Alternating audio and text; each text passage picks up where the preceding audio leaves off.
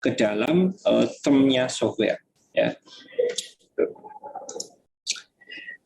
The maintainers then identifies the effects component. Several potential solutions are provided, and then recommendations is made as to the best course of actions. Ya. Nah, kemudian maintenance harus melakukan identifikasi terhadap efek, ya, efek yang terjadi pada komponen-komponennya. Kemudian maintenance juga harus menyiapkan beberapa solusi. Ya, jadi kalau teman-teman menemukan satu masalah, maka biasanya kita akan memikirkan berbagai macam solusi. Kalau dulu Pak Afid pernah cerita seperti developer rumah, kemudian ada retak, maka seorang pemborong dia harus provide beberapa several potential solution. Yang pertama mengecek struktur bangunan paling bawah, pondasinya, apakah ada masalah, apakah ada tanahnya yang ketinggiannya di bawah pondasi sehingga harus diuruk, ya. Jadi teman-teman yang belum tahu, kalau ada pondasi rumah di perumahan itu biasanya dia hanya masuk setengah meter, ya, sisanya di atas.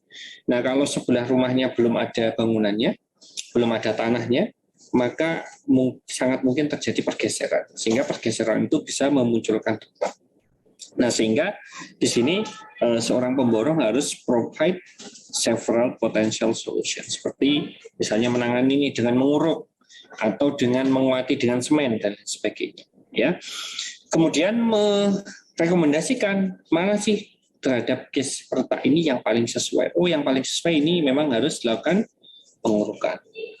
Ya. Nah, kalau teman-teman cermati di beberapa kasus perumahan yang baru, ya, tanahnya masih muda, kemudian berada di pinggir di bantaran sungai, maka ada proses pengikisan tanah di sungai, ya, terutama ketika banjir besar. Nah, terkikisnya tanah yang ada di bantaran sungai itu menyebabkan struktur bangunan rumah-rumah yang ada di sekitarnya bisa retak, ya. Nah, seperti itu juga akhirnya muncul solusi baru. Solusinya harus membuat perengan, ya, harus membuat struktur beton di sepanjang bantaran sungai di rumah tersebut. Okay, problem solving skills are very important to maintenance. Maintainers must also be concerned about the ripple effects of any proposed change. Ya. Jadi problem solving skill, jadi kemampuan seorang maintainers untuk menyelesaikan sebuah masalah itu adalah sesuatu yang sangat penting di dalam proses maintenance. Sehingga pengalaman ini di-provide tidak hanya dari membaca, ya, tetapi saya yakin bahwa problem skill ini banyak diasah ketika teman-teman nanti sudah terjun di lapangan, ya. Sehingga ketika teman-teman nanti sudah banyak berinteraksi dengan proses maintenance di sebuah perusahaan, misalnya teman-teman nanti bekerja di sebuah perusahaan software, maka teman-teman dengan berjalannya waktu akan memiliki kemampuan solving skill yang semakin meningkat, ya. Nah, kemudian di sini yang perlu dicatat adalah ripple effect. Ripple effect itu adalah bahwa ketika sebuah solusi dilakukan, saya tadi, ya, teman-teman misalnya solusinya adalah menguruk. Nah, uruk itu ripple effect-nya apa? Boleh jadi nanti pembangunan rumah berikutnya yang ada di sampingnya, tukangnya akan kesulitan, ya, karena harus menggali lebih dalam. Atau juga munculnya biaya tambahan ketika nguruk, ya. Kita tahu sekarang nguruk itu satu truk, ya, bisa harga 500 sampai 1 juta, ya. Nah, kita tinggal kalikan saja menguruk berapa. Jadi kan ada dampak-dampak atau ripple effect yang muncul berikutnya, ya. Oke. Selanjutnya supporting activities. Ini karena kita sudah, kalau teman-teman lihat bulan sekarang sudah hampir bundar sempurna, ya. Ini di beberapa tempat sudah Sa'banan, ya, Mas David? 15. Ya, Jumat, ya. Jumat. Besok, ya, berarti. Ya, besok Sa'ban insya Allah, karena tadi malam bulan sudah mau bulat, artinya sebentar lagi puasa, teman-teman dinikmati dulu ya. Ini termasuk Pak Hafid mau nyobain kopi dulu. Mumpung belum puasa. Oke, kita lanjut. Supporting activities. Nah, maintainers may also perform supporting activities such as configuration management atau CM. Ya, verifications and validations, quality assurance, review, editing, audit, and conducting user training. Ya, jadi di dalam ini proses maintenance juga harus terkadang juga harus melakukan supporting activities seperti CM, ya, kemudian melakukan verification dan juga validations, kemudian teman-teman juga kadang harus melakukan quality assurance, ya, ini ada mata kuliahnya di kita, kemudian review, kemudian ada audit juga, kemudian ada juga keperluan untuk training SDM, ya. Often, the supporting activities are performed by separated entities. Ya, terkadang supporting activities ini dilakukan secara terpisah atau parsial. Ya. The IEEE Standard for Software Maintainer IEEE 12019 ya, describes CMs as a critical element of the maintenance processes. Jadi di dalam standarnya IEEE dikatakan bahwa CM itu adalah sebagai bagian yang kritikal atau yang penting di dalam proses maintenance. Nah, CM itu apa? CM fungsinya, CM procedure should provide for the verifications, validations, and certification of each step required to identify, authorize, implement, and release the software product. Ya, jadi begitu penting ya. Saya provide verification-nya, ya, kemudian validasinya, kemudian sertifikasi ya untuk setiap langkah untuk yang dibutuhkan untuk melakukan identifikasi, authorize, kemudian mengimplementasi dan juga untuk merilis ya sebuah software product. Nah, training of maintainers as supporting processes is also a needed activity. Jadi SDM ternyata juga menjadi bagian yang penting. Ini beraju pada ISO 12207. Ya. Oke. Configurations management sekarang. It is not sufficient to simply track modifications request or problem report the software products and any change made to it must be controlled. Ya, ini tidaklah cukup, not sufficient atau insufficient. Biasanya teman-teman kalau storage-nya habis berarti insufficient storage ya, artinya tidak mencukupi untuk melakukan sebuah track yang simple ya terhadap sebuah modification request atau juga kadang disebut sebagai problem report ya. Semua ya the software product dan juga semua perubahan yang dibuat itu harus bisa dikontrol dengan presisi. Ya, this control is established by the implementing and enforcing an approved software configurations management or biasanya kita sebut sebagai SCM processes. SCMs provide support and make the job of the maintainer easier, process by which change requests are submitted, evaluated, and approved. Ya, nah kontrol ini dibuat dengan melakukan implementasi atau enforcing menggunakan pendekatan SCM atau Software Configuration Management Process atau proses SCM ya. Nah, SCM sendiri itu apa? SCM adalah SCM itu membuat ya, menghasilkan sebuah support dan juga membuat pekerjaan itu menjadi pekerjaan seorang maintainers itu lebih mudah, ya, karena proses by which change requests are submitted, evaluated, dan juga approved. Nah, SCM for maintenance is different than for development in that a change request initiated the maintenance processes. Ya, nah SCM itu berbeda dengan yang ada di dalam proses pengembangan, di mana change request digunakan sebagai titik awal ya proses maintenance. Ya, jadi bukan recruitment lagi, tetapi change request. Ya, baik itu modification atau juga problem request. Ya, dari situ itulah titik awal ketika rekan-rekan melakukan sebuah proses maintenance. Itu perbedaan yang muncul ya di antara proses development dan juga maintenance. Okay, the SCM process is implemented by developing and following a CM plan and operating procedure. Ya, jadi CM proses itu diimplementasi dengan mengembangkan dan mengikuti dari CM plan yang sudah dikembangkan sebelumnya, dan juga saja operating procedure. Ya, maintainers participate in configuration control board to determine when enhancements should stop and perhaps migrations is necessary. Jadi partisipasi seorang maintainers di dalam configuration control board untuk mendeterminasikan atau mendefinisikan ya kapan enhancements penggabungan itu harus dihentikan, dan terkadang menentukan kapan migrasi itu dibutuhkan ya.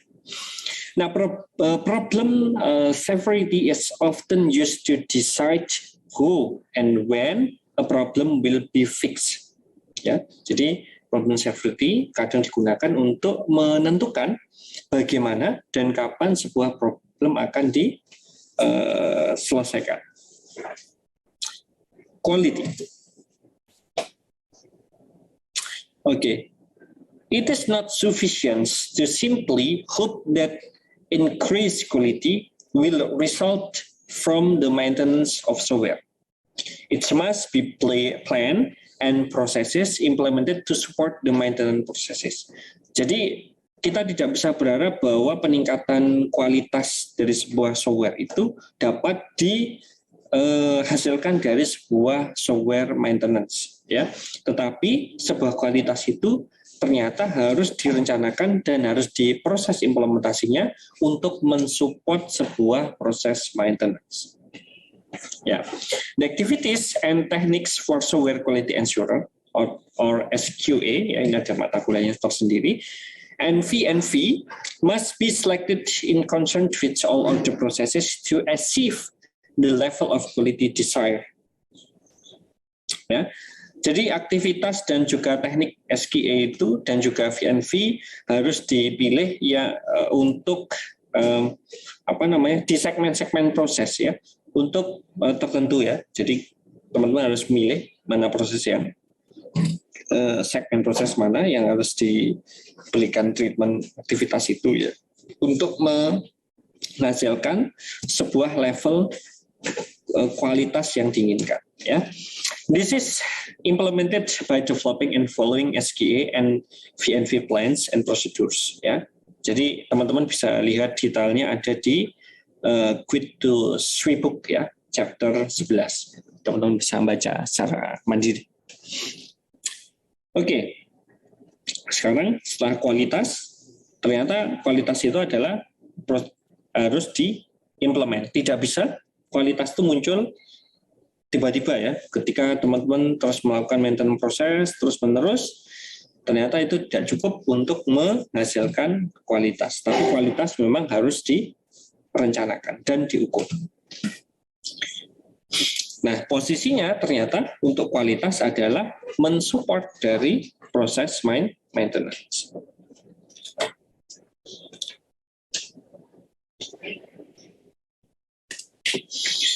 Oke. Maintenance planning activities. An important activities for software maintenance is planning, whereas development typically can last for 1 up to 2 years. The operations and maintenance parts typically last for many years. Ya, sebuah aktivitas yang penting di dalam sebuah software maintenance adalah planning. Ya, kalau banyak pepatah menyatakan bahwa ketika kita tidak bisa memplanning, ya berarti bisa dipastikan bahwa aktivitasnya itu tidak terukur, ya. Jadi usahakan semua yang rekan-rekan lakukan itu terplanning dan juga terukur. Termasuk teman-teman nanti setelah ini masuk fase terakhir ya, tahun terakhir teman-teman 2 tahun terakhir ya, di semester 6 nanti teman-teman harus sudah mulai bikin proposal, kemudian nanti semester 7 PKL, semester 8 teman-teman skripsi. Nah, di fase 6, 7, 8 inilah fase krusial di mana teman-teman harus punya planning yang bagus ya untuk masa depan teman-teman, termasuk di dalamnya apa yang harus teman-teman lakukan, kemudian targetnya kapan, apa yang dilakukan, terus bagaimana kalau ada gagal, apa opsi yang muncul, dan seterusnya, sehingga nanti goal-nya adalah teman-teman di semester 8 bisa lulus. Ya. Nah, pengembangannya biasanya dilakukan paling tidak 1-2 tahun ya di dalam maintenance planning activities ini, kemudian operasi dan juga maintenance-nya biasanya lebih dari beberapa tahun ya. Developing accurate estimates of the resources is key element of the maintenance planning. Those resources, which include costs, should be included in project planning budget. Maintenance planning should begin with the decisions to develop a new system and should consider quality objective concepts, and then a maintenance plan should be developed. Jadi maintenance planning harus dimulai ketika memutuskan untuk mengembangkan sebuah sistem. Jadi ketika nanti teman-teman ada di perusahaan saya di Telkom, kemudian diminta untuk membuat sebuah software, karena sekarang Telkom trennya adalah mulai bergeser ke digital company, ya. Dimulai dari beberapa produk yang dirilis, Antares yang berbasis IoT, yang terakhir kemarin dirilis adalah Agri. Maka kita lihat nanti perusahaan-perusahaan itu akan bertransformasi menjadi perusahaan digital. Jadi teman-teman nanti jangan kaget saat bekerja dimanapun tempatnya, teman-teman akan mengalami fase transformasi perusahaan dari perusahaan konvensional ke perusahaan digital yang mengambil margin untungnya dari digital. Ya. Nah, jadi maintenance planning ini harus dikembangkan ketika sebuah sistem itu diputuskan ketika kita mau mengembangkan sebuah sistem dan harus dinilai secara objektif ya kualitasnya. Kemudian konsep dan juga maintenance plans juga harus dikembangkan. Nah, the concept for maintenance should address first the scope of software maintenance, second, the tailorings of the post-delivery processes, third, the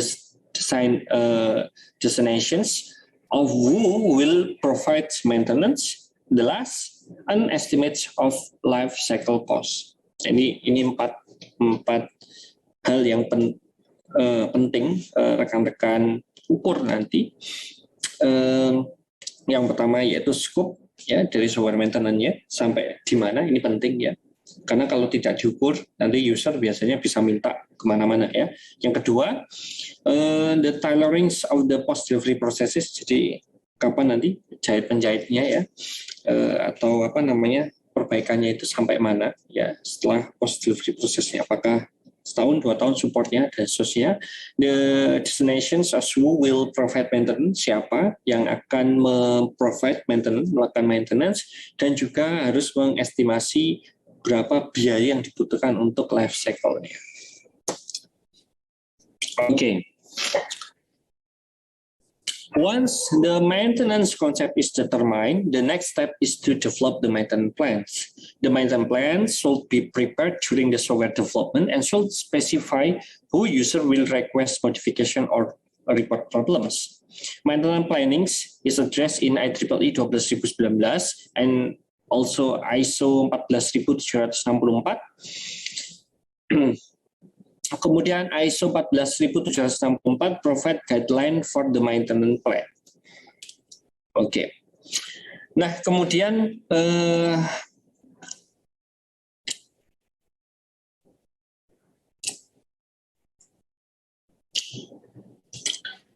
kalau kita lihat sebenarnya begini teman-teman, kita lihat di pertemuan pertama ya. Di sini Pak Afid sudah bikin bagan ya. Kita sekarang ada di titik ini ya. Teman-teman sudah ada di maintenance activities. Nah, sebenarnya di pekan depan kita itu ada key issues software maintenance. Tetapi nanti Pak Afid akan sisipkan ini setelah kita belajar SMLC ya. Jadi untuk pertemuan pekan depan, pertemuan ke-6, kita akan sedikit nyinggung SMLC. Nanti detailnya akan dengan Pak Muni setelah UTS ya. Nah, untuk key issues yang di bagian ini, yang Pak Afid sampaikan dulu, kurang lebih begini ya. Nanti ini kita pelajari di pertemuan ke-7 ya. Key issues software maintenance, itu ada technical problem, ya, limited understanding, testing, impact analysis, dan maintainability. Kemudian yang kedua, management, alignment with organization issues, outsourcing, organization structures, kemudian maintenance cost and cost estimations, cost estimation, parametric models, experience, kemudian software maintenance measurements, ya, specific measurements. Di sini ada berapa? Ada software size, ya, software staffings, maintenance request number or status, ya, software enhancement number or status, computer resource utilizations, fault density, software volatility, ya, kemudian discrepancy report open durations, break or fix ratio, kemudian software flexibility, design complexity, dan fault types distributions. Nah, insya Allah ini akan kita skip dulu ya. Pekan depan kita akan fokus di SMLC ya, karena kemarin di SMLC kita kurang terlalu dalam ya. Nanti Pak Afid akan berikan contoh-contoh di setiap stepnya dan semoga itu bisa membuat teman-teman lebih memahami. Nah, kemudian mungkin ada yang tanya, Pak, bagaimana dokumennya sih sebenarnya, bagaimana sih bentuk prosesnya? Jadi yang kita pelajari software quality assurance, kemudian software maintenance, dan juga yang lain ini sebenarnya nanti berbasis dokumen ya. Jadi teman-teman nanti ketika di perusahaan itu tentu dokumennya berbeda satu dengan yang lain. Tetapi yang kita pelajari di mata kuliah ini adalah core-nya. Jadi teman-teman nanti ketika sudah terjun di perusahaan sudah bisa langsung mengimplement ini, menyesuaikan dengan dokumen di perusahaannya. Tetapi untuk pekan depan, Pak Afid akan kasih gambaran yang lebih detail tentang bagaimana SMLC, sehingga harapannya teman-teman bisa lebih memahami tentang apa itu SMLC ya, dan bagaimana penerapannya di proses pengembangan. Oke teman-teman, mungkin ada pertanyaan?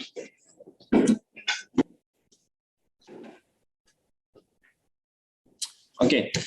Kalau tidak ada pertanyaan ya, mungkin kita bisa akhiri, dan sekali lagi Pak Afid mohon maaf belum bisa pengajuan ya, sama seperti rekan-rekan sekarang juga pekan-pekan yang sibuk karena teman-teman ditarget harus selesai untuk PKM-nya di akhir bulan ya. Pak Afid pun juga ada beberapa skim yang harus diikuti sehingga kita sama-sama sibuk. Semoga teman-teman memahami kondisi ini. Oke teman-teman, kita akhiri pertemuan kita pada siang hari ini. Akhirul kalam. Assalamualaikum warahmatullahi wabarakatuh. Waalaikumsalam warahmatullahi wabarakatuh. Terima kasih, Pak.